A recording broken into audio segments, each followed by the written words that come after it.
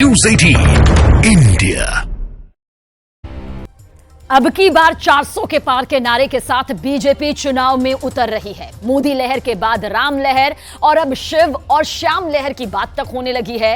अयोध्या में बीती 22 जनवरी को राम मंदिर में रामलला की प्राण प्रतिष्ठा समारोह में जो तस्वीर नजर आई वो यकीनन भव्य रही। 1 फरवरी को तड़के सुबह ज्ञानवापी परिसर के तहखाने में पूजा शुरू हो गई। कोर्ट से लाक्षागृह का मालिकाना हक हिंदुओं को मिल चुका है। अब यूपी की विधानसभा में योगी आदित्यनाथ ने अयोध्या, नंदी महाराज और कन्हैया की बात कर ट्रिपल लहर वाले इलेक्शन का एजेंडा भी सेट कर दिया।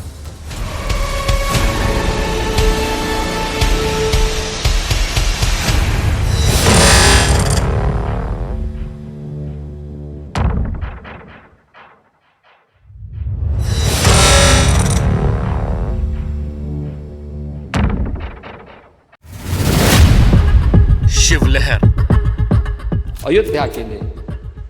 और देखिए, अयोध्या का उत्सव लोगों ने देखा। राम लहर नंदी बाबा ने भी कहा, भाई हम काहे इंतजार करें।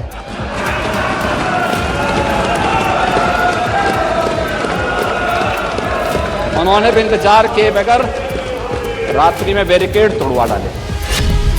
श्याम लहर हमारे कृष्ण कन्हैया कहां मानने वाले हैं।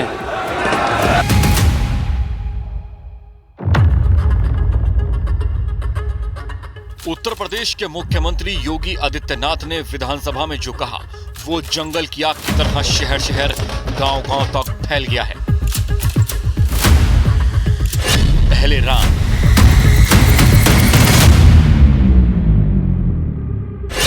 फिर महादेव,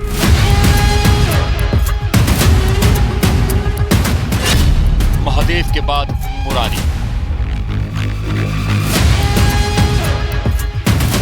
विधानसभा में योगी आदित्यनाथ ने महाभारत का प्रसंग सुनाया, जिसके बाद नई सियासी महाभारत शुरू हो गई है।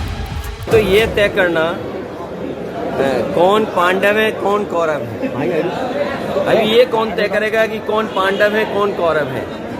और अगर हम संख्या बल पे जाएं तो बीजेपी तो ये कहती है कि वो दुनिया की सबसे बड़ी पार्टी है। तो पहले ये तो तय हो जाए कि कौरव कौन है पांडव कौन है। मुख्यमंत्री जी क्या कहते हैं, हमारे लिए संविधान और कोर्ट सबसे बड़ी कि क्या योगी आदित्यनाथ जी ने संविधान की शपथ नहीं ली है। मुझे तो ताज्जुब होता है कि मुख्यमंत्री पद पर बैठ कर ऐसे बात करते हैं। इसी सदन ने प्लेसेस ऑफ वर्शिप एक्ट पास किया कि 1947 के बाद 47 में जो स्थिति जिस धार्मिक स्थल की वो धार्मिक स्थल प्राण प्रतिष्ठा करके ये साबित करना चाहते हैं कि भगवान राम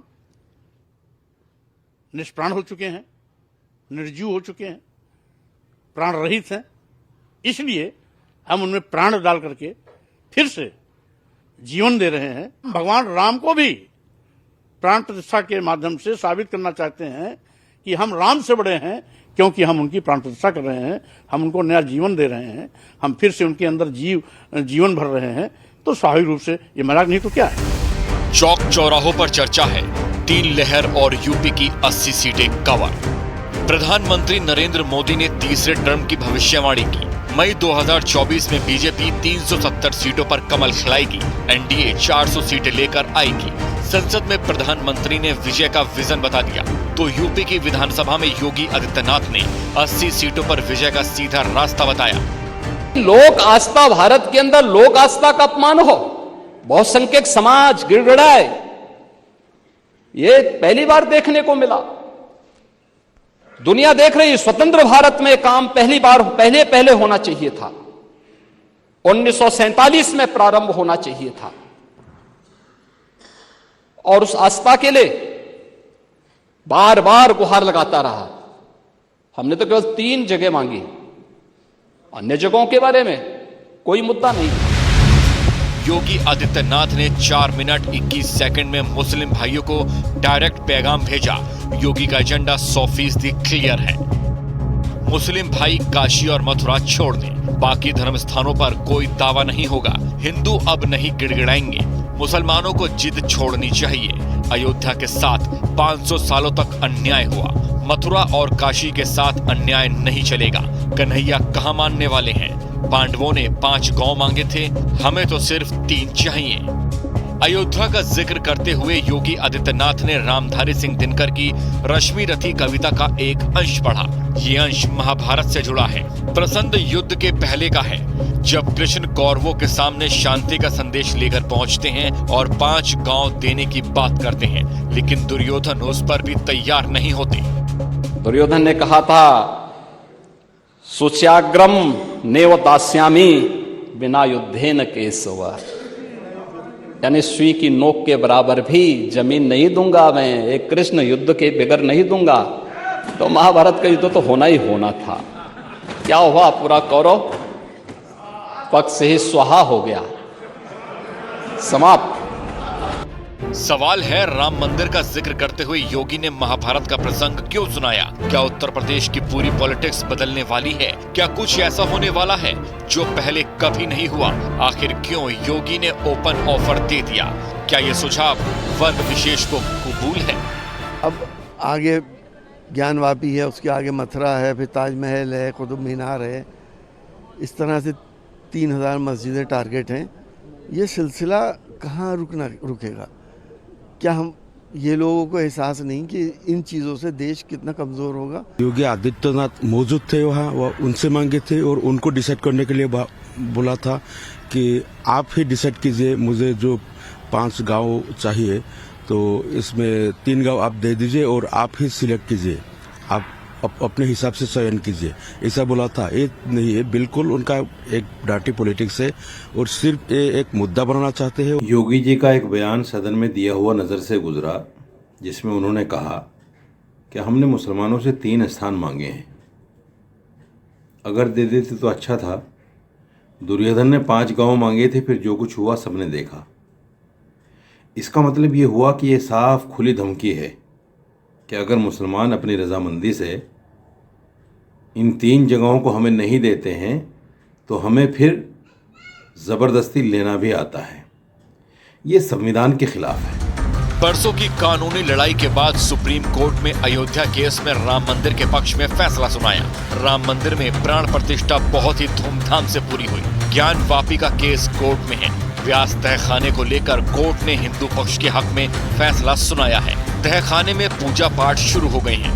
नंदी की प्रतीक्षा का एक चरण पूरा हो चुका है। आगे भी हिंदू पक्ष को अदालती जीत मिलती दिख रही है। काशी के साथ साथ मथुरा का भी केस कोर्ट में है।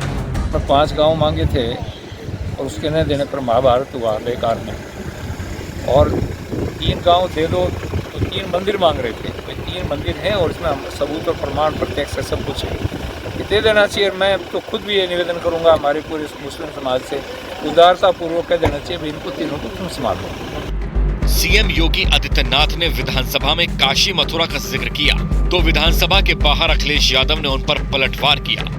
मोदी लहर में 2014 में यूपी में एनडीए को यूपी की 80 में से 73 सीटें मिली। 2019 के चुनाव में सपा बसपा आरएलडी गठबंधन के चलते एनडीए को कुछ नुकसान हुआ। बीजेपी गठबंधन 80 सीटों में से सिर्फ 64 सीटें ही जीत सका था। लेकिन इस बार एसपी बीएसपी का गठबंधन टूट चुका है।